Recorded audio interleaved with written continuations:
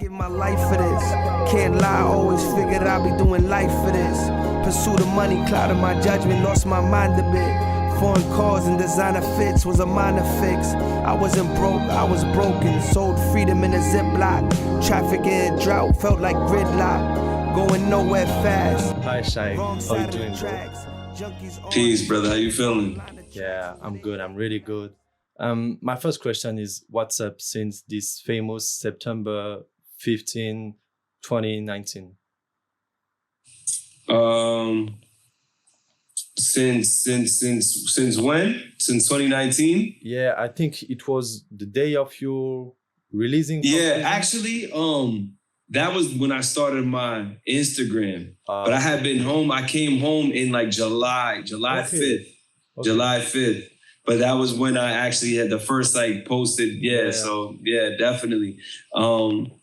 You know, that was like a graduation for me, bro. That was like my graduation, bro. Like it was like coming home and, you know, just fresh out, putting on the thinking about that day for years. You know what I'm saying? And it, you know, it was beautiful to finally make it home. But yeah, definitely. So July 5th, 2019. So I'm going on about to be 5 years now that I've been actually home, you know? Okay. Yeah, we'll talk about it after in the interview.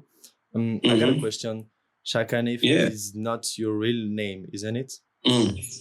So why did you choose this name? So Hanif is like my Muslim name. Like when a lot of brothers we adopt, like when we become Muslim and we revert to Islam, we're named Islamic names that have meaning, you know. Prior to being Muslim, you know, my name in the streets was Nino Brown. And I don't know how familiar you are with like US gangster flicks, but that's the streets name me Nino Brown.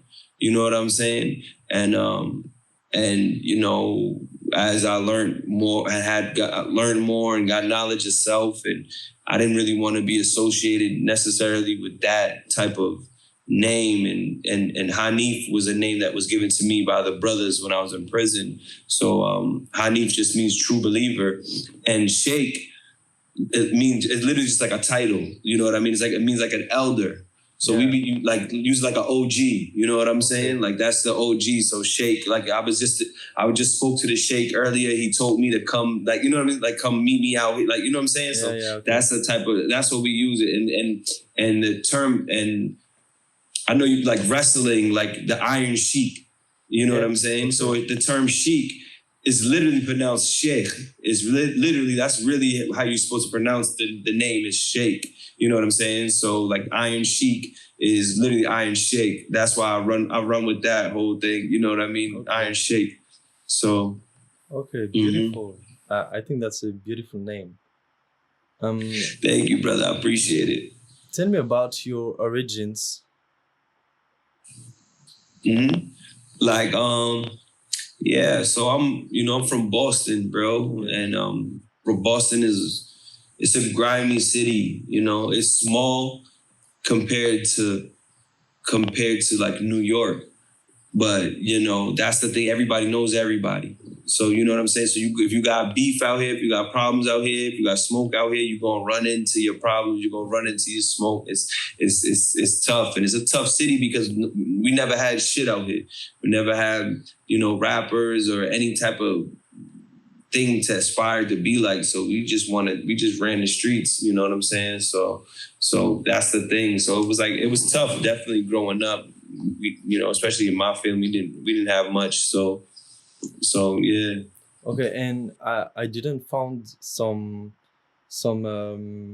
articles or interview when you talk about your origins, but in a meaning blood, you know, like your origins. Like I know you have some featurings with Latino artists, etc. With who? Latino artists. Yeah. I mean, this type of origins. Where country do you from? A part of the United States. Got you. So everybody thinks I'm either Spanish or Cape Verde. We have a big Cape Verdean population in Boston, but I'm black and white. My pops is from Africa. My pops is from Cameroon, from West Africa. Okay. Yeah. Do you talk a little bit of French? So they speak French there. Growing up, when I was younger, my pops tried to teach me French, but I didn't. But he wasn't around long enough, and I didn't really learn too much. But we tried to learn when I was younger. Yeah. Okay, great. Un peu. I got you, bro. You talked about your childhood a little bit. So, yeah, what was your first relationship in music when you were a child? Growing up, like we just always had, music. It was like my mom just always, had like crazy CD collections, record collections growing up, you know what I mean? And I just remember always listening to music. And one of the things I used to love would hear rap and then hear like a sample, like, and this is at a young age, bro. This is, I don't know, maybe like 9 or 10, and hear a sample and then think about, okay, wait, my mom, I think, has that CD. So I'll go and dig through her CDs and find the original sample and then listen to that. So those are one of the first few things. Like, I didn't know like this is actually a thing. Like people like digging and sample, digging and everything like that. But I just knew like, oh, I've heard this before. Where is that from? And then trace it back to the original, So that's something I always loved. And do you have artists who have marked you when you were young and who continue to follow you today in your life? Like as far as like dudes that I listened to growing up? Yeah, exactly. Yeah, I mean, so I really wasn't too like a lot of dudes that I knew like was crazy into like hip hop like at a young age. I kind of really got into it as I got older.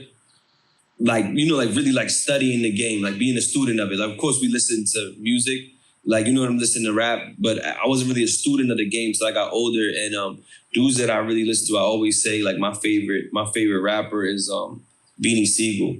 You know what I'm saying? Beanie Siegel from Philadelphia. You know what I'm saying? Rockefeller, like that era, that Rockefeller, Jay-Z, Rockefeller. That was the era that I was really coming off the porch and really, just rapping and shit like that. And, and listening to rap, really, really, really understanding what they were saying now. Like, oh, okay, this is what you're talking about.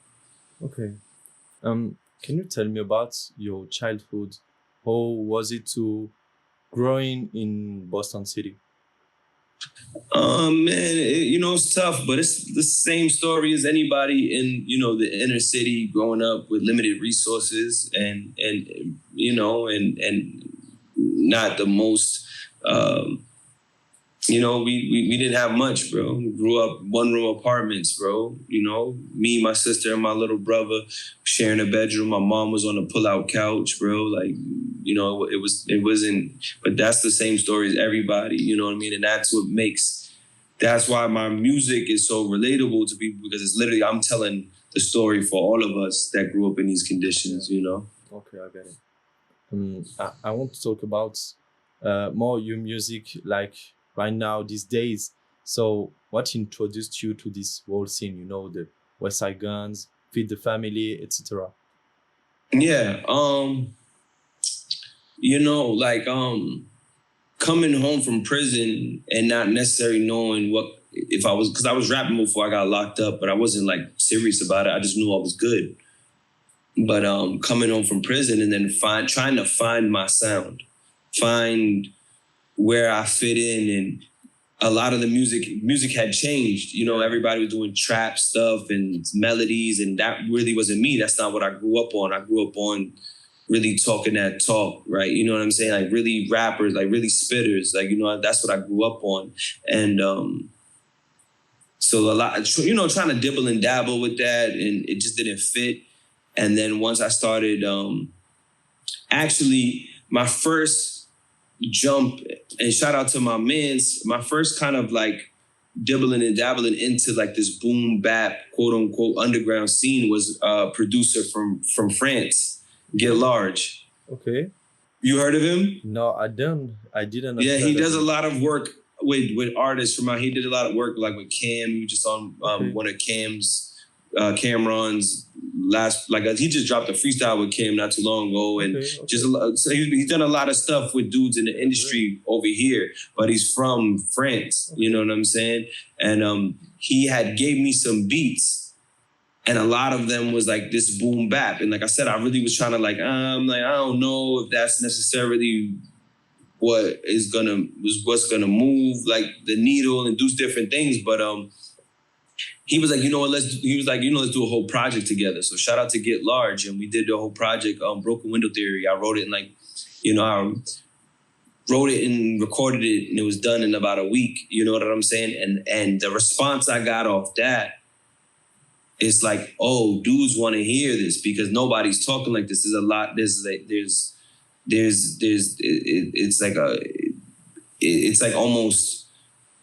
different because everybody else is sounding like what they hear on the radio, but you bringing it back to the essence. So that's so the response off that, and then and then we dropped Feed the Family, and Feed the Family was just changed the whole trajectory, especially of Boston rap, where dudes got back to rapping again. And then, and then I linked with producers like Michaelangelo, and then, the rest is history, shout out to Michaelangelo. Yeah, I was at the point to talk about Feed the Family. So talk me about the creation of the project, because the album is wonderful, bro. Thank you, bro. That was all Body Rock. Body Rock he was a visionary, bro. This was his vision. He was like, because,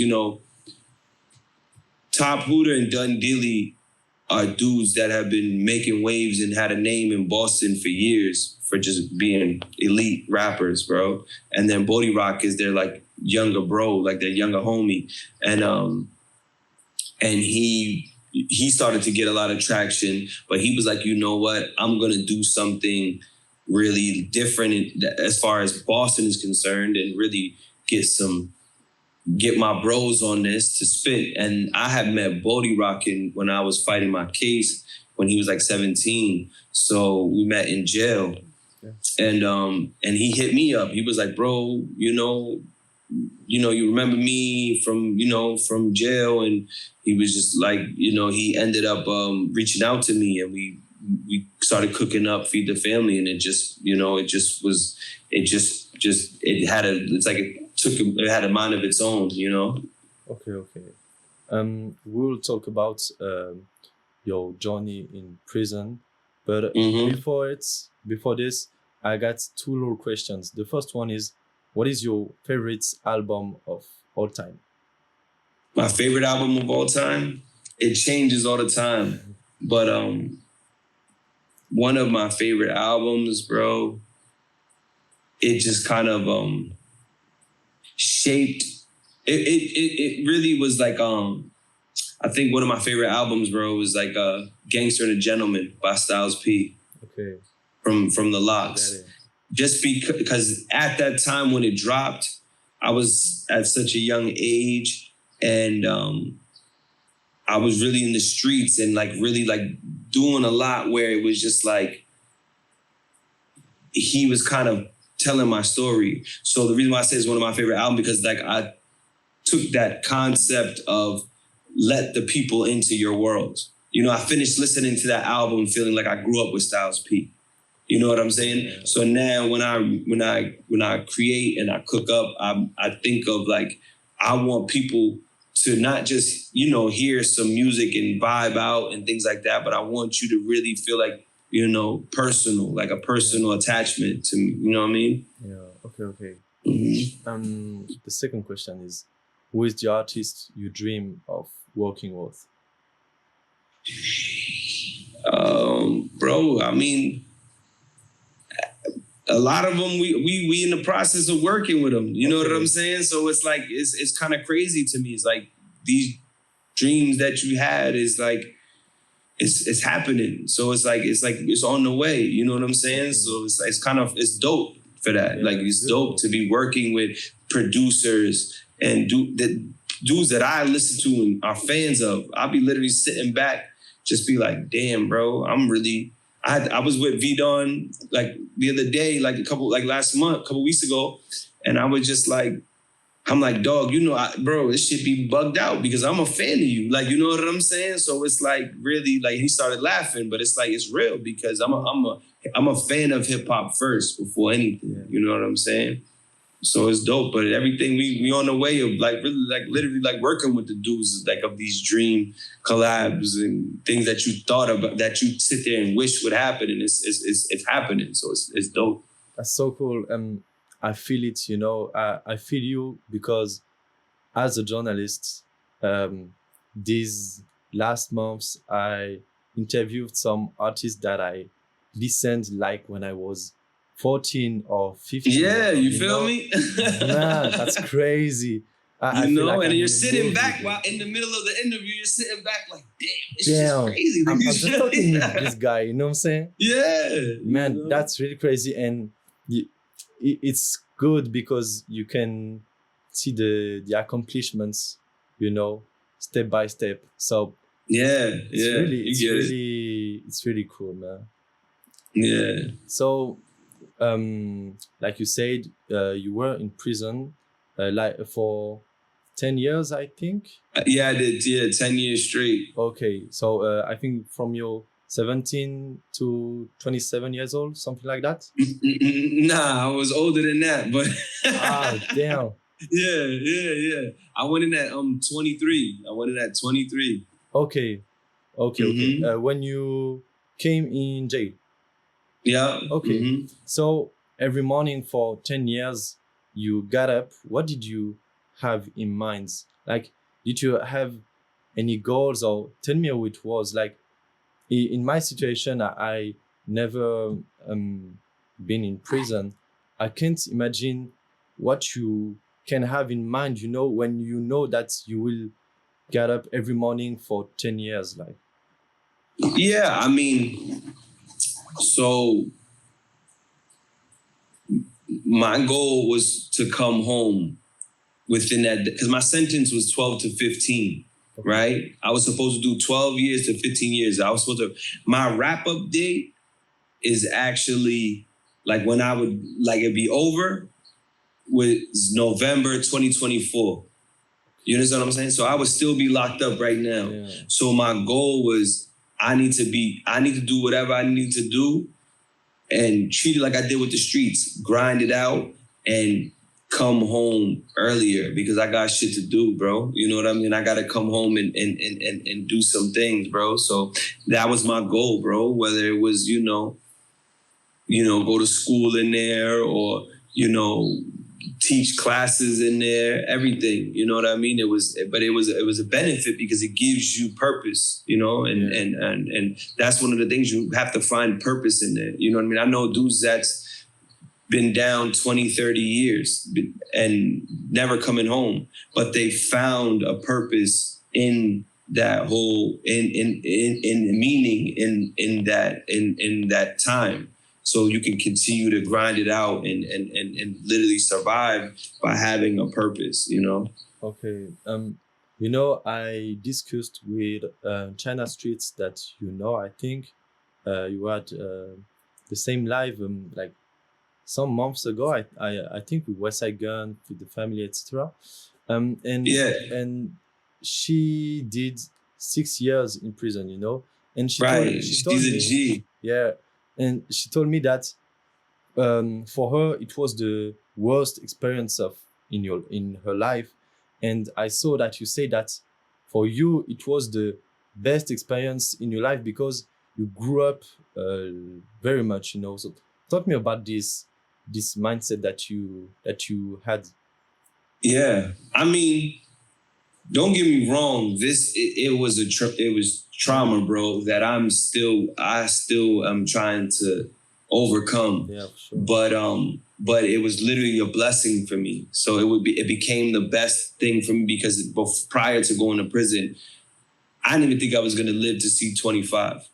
You know what I'm saying? Yeah. The way I was moving, the way things I was doing, I seen my homies not make it to 19, to 20, 21. They not here no more, or they got life sentences. So I didn't really think I was going to be around that long. So it actually saved me, bro. It really saved me. It takes you up out of that situation, and then you sit you down, and now I got to think, what kind of man do I want to be? What kind of legacy do I want to leave behind? You know what I'm saying? Okay. And before to have these problems with justice when you were young, did you have a thought that told you, like, I don't have to get in there, or you immediately jumped into the hip? Like as far as like being in the streets? Yeah, exactly. You know, it's like it becomes, it just becomes like it's almost like it's something that you see around you every day, bro. If all of your friends play, play soccer or play football or whatever, you know what I'm saying? Yeah. You're gonna play. You might not even like it, but all your friends are playing, so you're gonna be out there kicking the ball, right? You know what I'm saying? It was almost the same thing. It was like we had nothing. So if I'm seeing homies and my older dudes, and they're getting money and they fresh and they got new sneakers and this, that, and the third, and as we got older, it's cars and everything like that. That was like, yeah, bro, I need to be a part of this, bro. You know what I'm saying? Okay.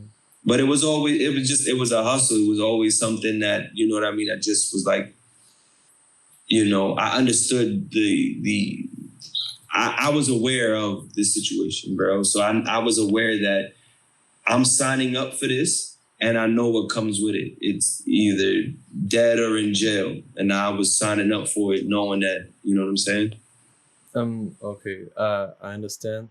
And you talked about it a little bit before, but how did you go from potential anger and sadness, I imagine, when you are in prison, okay, I will use this time to work on myself? Like, what was the trigger for the will to change when you were in prison? What made you want to change? There was so one of my mans, right, and he was one of my dogs in the street that we was really running and gunning, doing everything, you know what I mean? And he was locked up before me, and we happened to be on the same unit together. Okay. And he was becoming Muslim, right? And, at the time, I probably been done like 2 months. So I'm like, my mind is still thinking like the streets, like, you know what I'm saying? And he asked me, he's like, yo, what are you going to do if you beat your case? Because the reality was I was looking at life. I was looking at never coming home. Okay. You know what I'm saying? So he's like, what are you going to do if you beat your case? And I was like, you know what I'm going to do, bro. I just spent $50,000 on a lawyer. I'm going to get back and I'm going to go see the plug and I'm going to run it up. You know what I'm saying? And he was like, okay. What if you don't beat it? And at that point, it never crossed my mind that I might not ever make it out of it. You know what I'm saying? That's when it hit me. I'm like, dog, I'm really facing life, bro. This is a possibility. I might not never come home.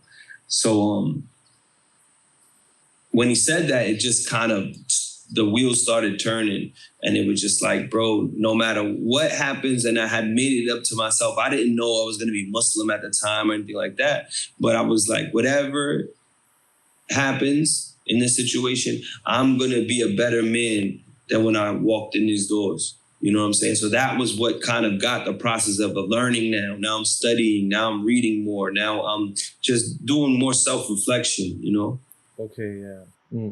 I was really on this point because for me, you are really an example in the mindset that you have or could have, because it can be, I think I can't imagine how is it hard to be in jail. So having this mindset is crazy, Yeah.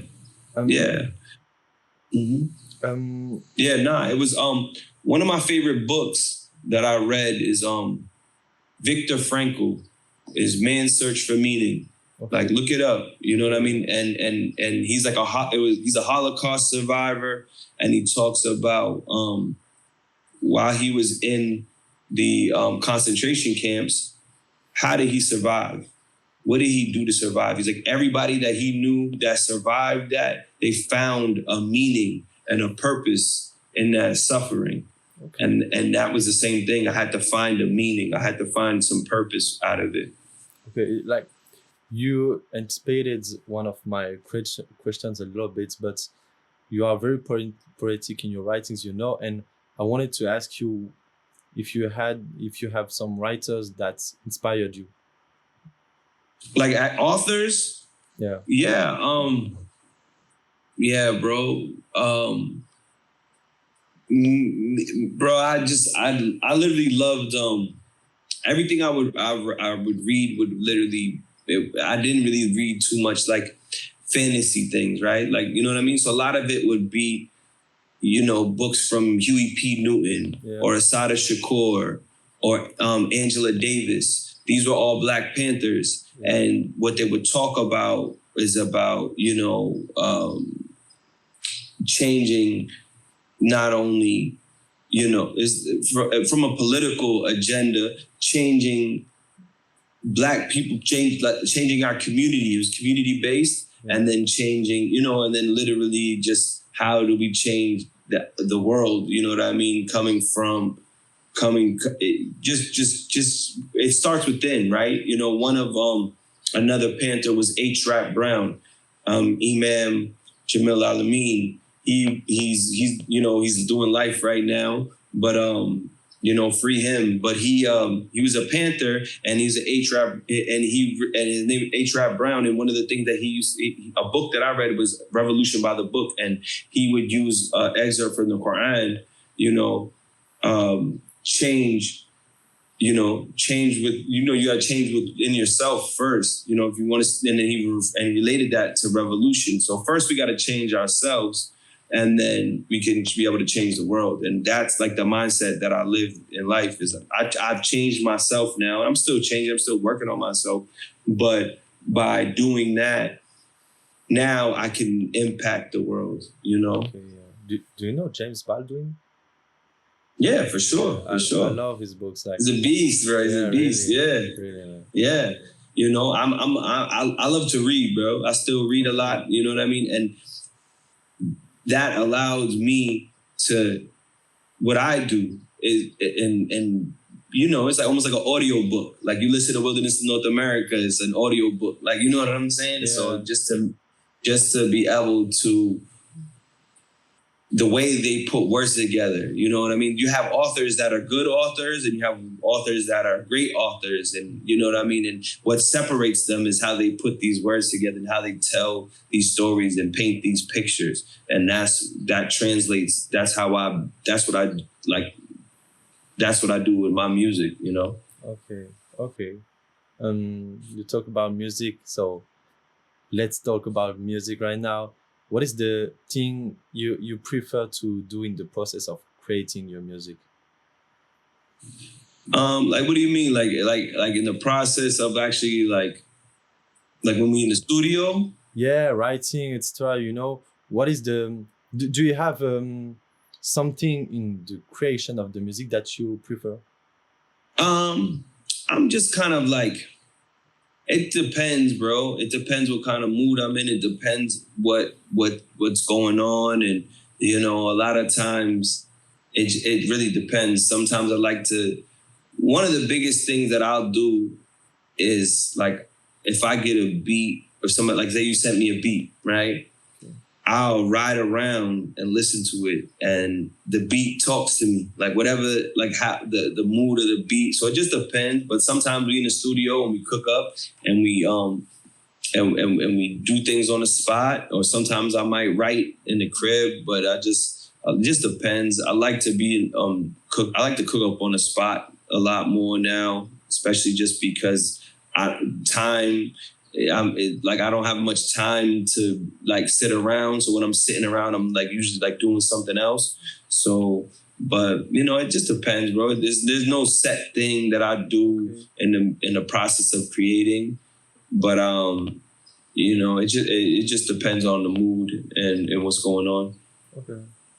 Is the life of a rock star is something that attracts you with music? Nah, not really, because I'm not doing it. I don't do this for money.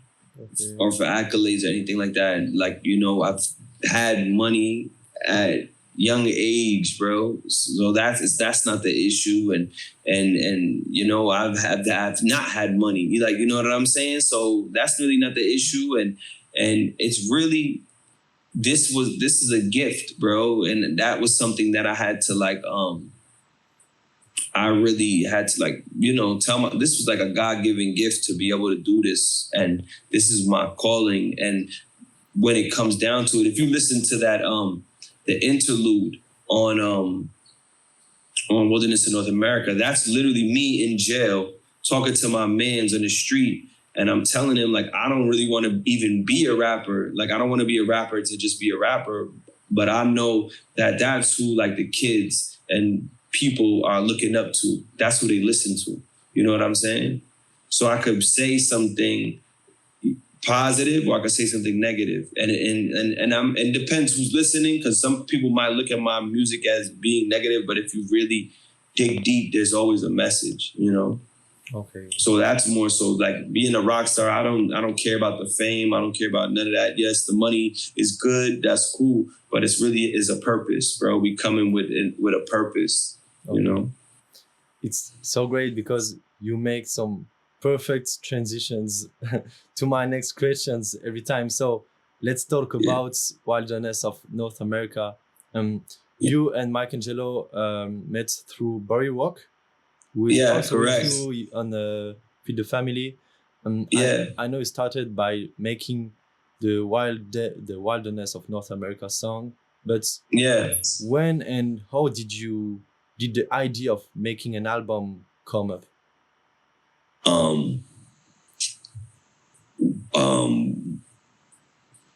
Michaelangelo has gave me that beat for Wilderness of North America, that the title song on it. And he that beat was fire, bro. It was undeniable. But I had already had in my head, like, I want to name a project Wilderness of North America, right? I came up with that in jail. And there was things that I wanted to, you know what I mean? I didn't know how I was going to go about doing it. And then as time went on, like, Michaelangelo would be like, yo, bro, we got to cook up. And, you know, I was just finishing up another project before that. And I would just like kind of like, so I was still kind of like, we'll get to it. And it was really me and Michaelangelo building a bond outside of just rapper producer. We were cool. We had went out to Atlanta, you know, and just moving around and kicking it with him in the studio when he was cooking up Bodie Rock's project and really building with him. And the more we actually built, we actually found out that we knew some of the same people growing up. Okay. You know what I mean? So that's kind of like what, you know, strengthened the bond. And that's what it's all about. Is before we can work, I want to know, like, you know what I mean? I want to, you know, what kind of person are you? What kind of human being are you? Because I'm not just the type of person to just be around just anybody. And Michaelangelo was like such a great dude. And he was really just, bro, it was really an honor for me to work with him. You know what I'm saying? And I felt blessed. And he would, you know, all the time, he pushed me to really like to get the project going. And then once we started going, it was like second nature. It just started clicking, you know? Okay. The album was released under the labels 30 Below and Feed the Family Entertainment. Tell me about these organizations. So 30 Below is Michelangelo's label. Okay. And then Feed the Family is our imprint, bro. And that's something that we're pushing, and we're pushing independence, and we're pushing, you know, working and building up ourselves, you know. Okay. Yeah. I feel that Feed the Family is really, how we say it, important for you. Like, this is all independent, and every artist have something very special in the group, you know. How the creation of the group come up?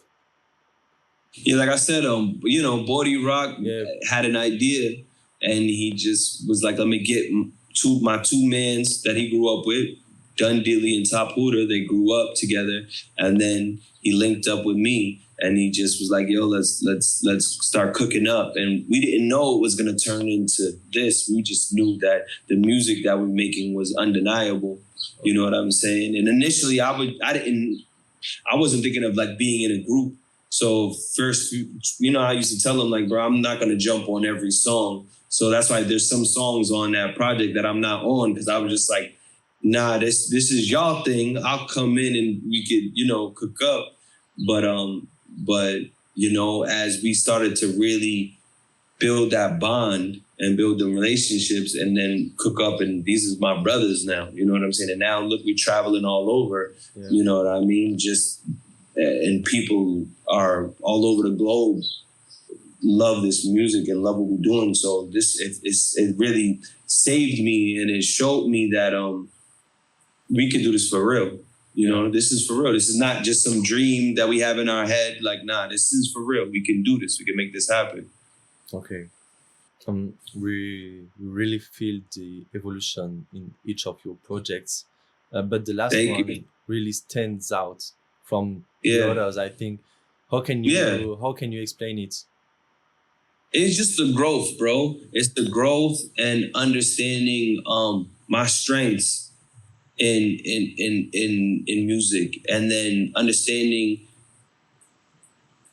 what people would like to hear from me. You know what I'm saying? Like what people gravitated, the things that I was doing. Okay, this is what people like this song, or this, like how when I rap like this or did this or talked about these topics. So then it was just like a culmination of all of these things. You know what I'm saying? So, and then it was allowed me to be like, all right, this is what I need to do. You know what I mean? And that, you know what I mean? And in this lane, you know, people have been doing this for years, you know what I'm saying? Other people. And I tip my hat to those brothers that have been doing this, you know what I'm saying? And we've sat back and we watched and we learned, you know, like shout out to like the Umbrella, like, you know what I mean? The Umbrella Collective, like these dudes, I remember the first time seeing them was at the first cookout, 1,000 Words threw, shout out to 1,000 Words. But he threw that in the Bronx like 3 years ago. And I remember sitting back like, damn, these dudes are nice. You know what I'm saying? And just studying and watching, and then studying, you know, just everybody in the game, from the Gun to Westside Guns to, you know, everybody doing stuff. And then to really seeing where we fit in, like what's the difference? Okay, these people are doing this over here, these people are doing this over there. How do we get in this realm and make it our own though? You know what I'm saying? And that's what we be on. Okay. In the song Sistine Chapel, you say, moral of the story is Aristotle to live glorious. Yeah. And later in the song, you say, what I did with coke, I'm trying to do with vinyls. And when I hear this, I asked myself, do you find similarities in these two types of product sales? Yeah, absolutely, bro. And it's kind of funny because it's like everything you've done in life have led you up to this point. Yeah. Like even for you, I knew growing up, you didn't know you was gonna be interviewing and being a journalist in this realm. You just knew you loved hip hop. You know what I'm saying? So everything you've done has led you up to this point. So it's the same thing with, you know, we was in the streets and I learned how to be a businessman. I learned how to, you know what I mean, how to have an undeniable product, and I learned how to market it and package it and put it out there so people, you know, people will want it, you know? Okay, even the promotion of the product, like everything, you know? Everything goes, like, you know, people see you, they look at you, you getting money, they look at you like you're getting money, they want to be a part of that. It's the same thing, bro. Like, you know what I mean? If I was dusty and bummy, looking crazy, like dudes would be like, nah, we don't believe nothing he's saying, you know? Okay, you know? okay. But yeah. The introduction of this song, Sistine Chapel, is very war movie, you know, I find. And I have the feeling that it says that this is what you can live in some places, in Boston in particular. tell me about you told me a little bit about the life in the city, you know, but is something that you wanted to relate in this song? Yeah, I mean, I think that that's just every. I'm painting a picture from the lens of my experiences and my struggle. You know what I'm saying? Okay. So that's really what it is. No matter what, you know what I mean? No matter what canvas I'm painting on, I'm going to still have this lens of somebody who's been through all of the struggles and all the traumas. So I'm always going to paint looking through that lens. You understand what I'm saying? So everything I do is, even if I'm talking a song about a girl or something like that, you know what I'm saying? Which we really don't do too much of anymore, but you know what I'm saying? But if I'm doing that even, it's going to be through the lens of this type of person because that's who I am. You know what I'm saying? Yeah. Mm-hmm. Okay. I think there is a song that is really I don't want to do more, but Poor Man's Bread is one of the beautifulest song Yes. I ever heard. And Thank you. Wow. Thank you. in this song, Thank you you. say two bars that marked me a lot. Like, I wasn't broke, I was broken. Like, Yeah. are you talking about the time before the prison? Explain this sentence to me. Yeah. Yeah, definitely, bro. Because a lot of times we think all our problems stem from not having anything and not having shit. So then now I have these things and I have, you know, amassed some kind of wealth and some kind of success, but it's like I still wasn't right within. You understand what I'm saying? Yeah. So it really wasn't. It's not that I was broke at this point. It was not that I didn't have any money, but I still was. Mentally, I was lost, bro. Okay. At the end of the song, you say, "Because when you have nothing, hope is the poor man's bread," and this bar is beautiful. Can you tell me about it? Yeah. You know, when you have nothing and literally nothing to your name and no food, you know what I mean? Even there's not times when when hungry, you know what I'm saying? And the only thing that keeps you going, this is a lot of what I was talking about earlier, is it was that hope. That hope that, okay, one day it's going to be better, or one day we're going to figure this out, or one day things are going to change. Yeah. And that's really, a lot of times we be living off just hope. We don't even have bread and water. We got hope. That's it. You know what I'm saying? So that's really what it comes down to. It was the hope that kept us full. You know what I'm saying? I feel you. Yeah. Okay. And the beats, man, where does it come from? Like, so beautiful, man. This beat is crazy. Yeah, bro. He was you know, it's funny. So that was one of the things. A lot of when we first started, he had sent me the first beat, which was Wilderness North America, but then he was sending me a bunch of other beats that were like real boom bap, like real underground, real. And I was still kind of teetering on the edge of like, do I want to go in this? Like, how do I want this to be perceived? Like, how do I want my music? Like, you know what I mean? What kind of sound? When you listen to a Shaykh Hanif, like, you know how like you type in YouTube, you like Shaykh Hanif beat. Like, what do I want that to sound like? Okay. So I was still kind of on the fence about a lot of, you know what I mean? Like a lot of these beats. And once he, and I feel like one of the things that Michaelangelo did is, and he's not just a beat maker, he's a producer, because then he realized, okay, I have to look at this a different way. I have to really tailor make beats to his sound. You know what I mean? To like vocally and things that I could see him on. So Michaelangelo sent me that beat, and bro, I automatically knew like what I wanted to do with that off the rip. You know what I mean? Yeah. Really tell that story, you know. And now that's what I love, because it gives me space in musically these types of beats to really tell my story. You know what I'm saying? And really talk something that's going to be really, really substantial to people, and really for people to really, really grasp. You know what I mean? The mission is really accomplished, bro. Like, really. Thank you, bro. And thank you, bro. I have a feeling when I listen to the album, maybe I'm wrong, I don't know, but I have the feeling that this album marks maybe a new stage in your life. Like, you feel like you are in peace, you know, with your past and with yourself.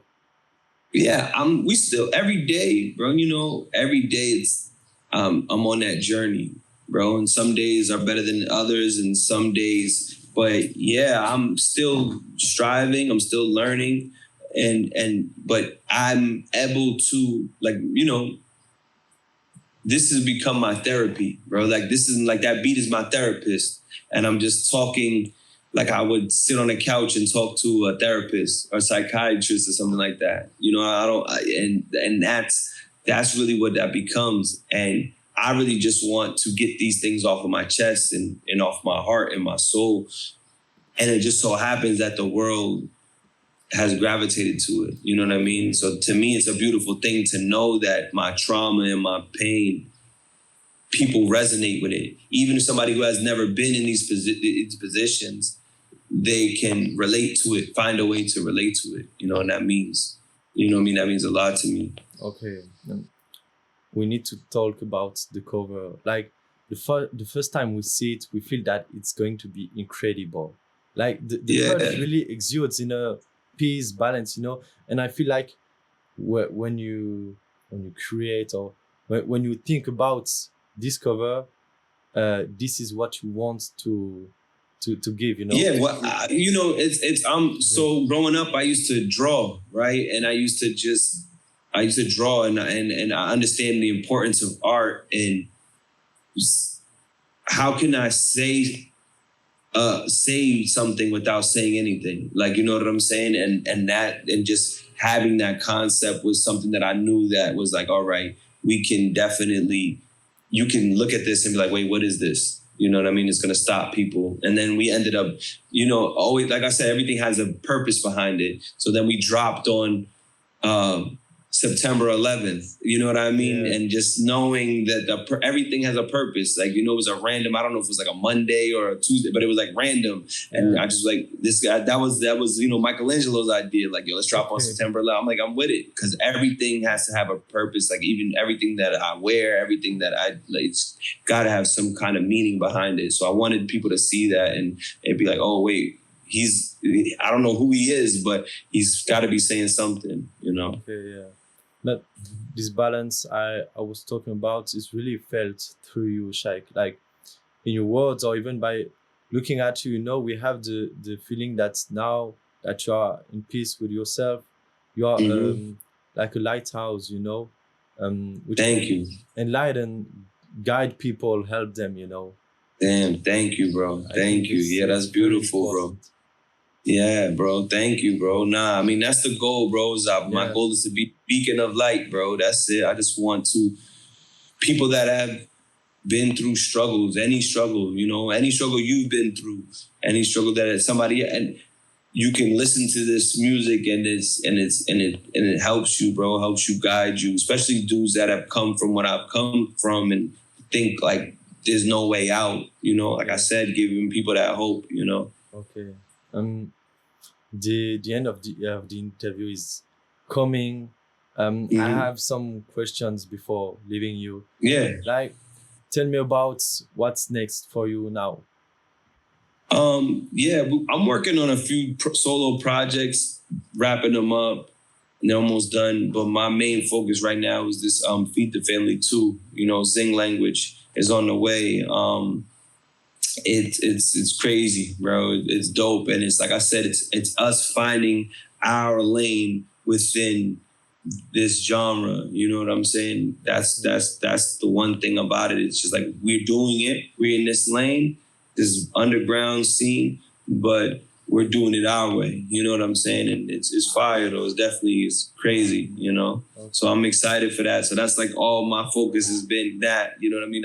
I got a few other things that's in the works that's crazy too.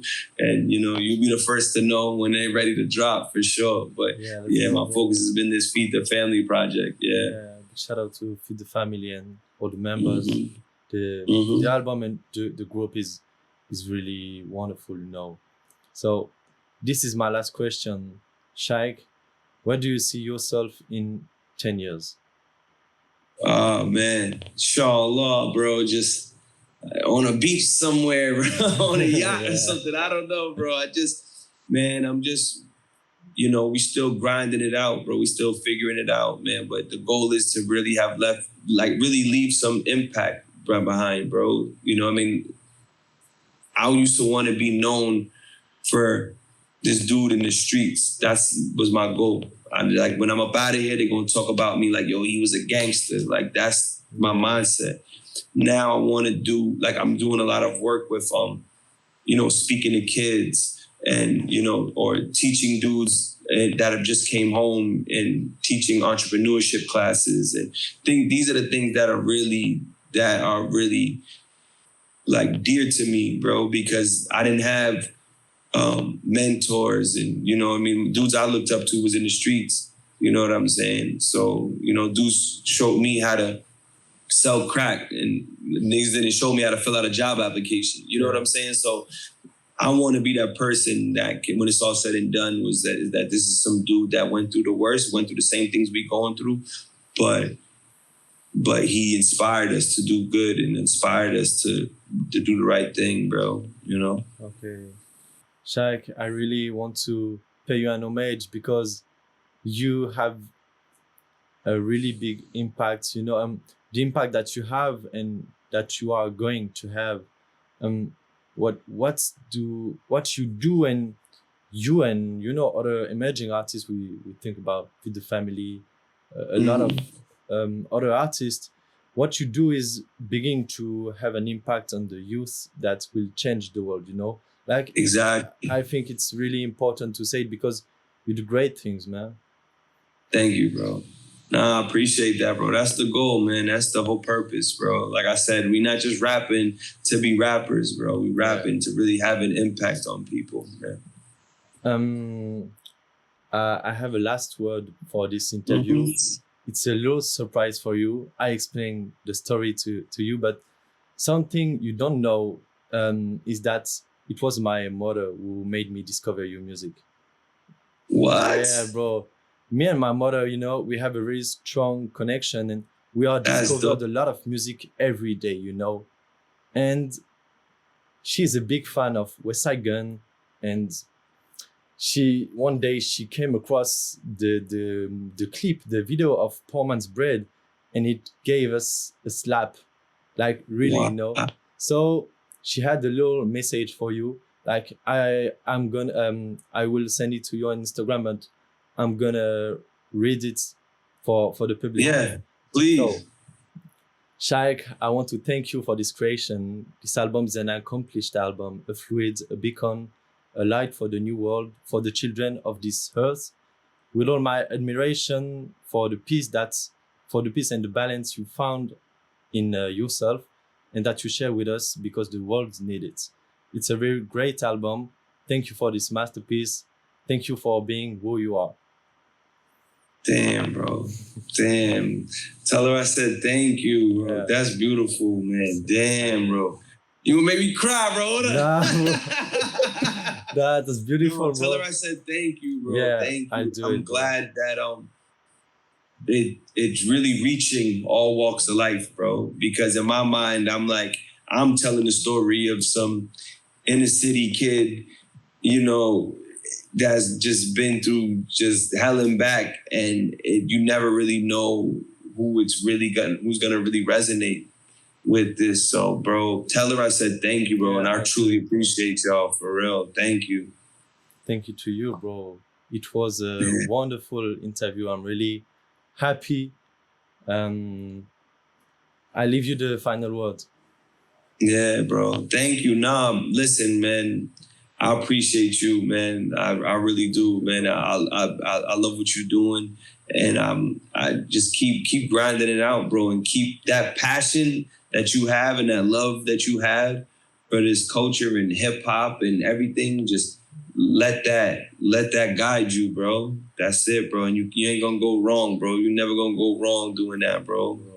Thank you. Nah, thank you, bro. For real. Thank you. You're dope, bro. Keep it up, man. Yeah, bro. Thank you very much. Like, really, it touched me, bro. Nah, for real, bro. I love it, bro. Thank you, man. Thank you for having me, bro.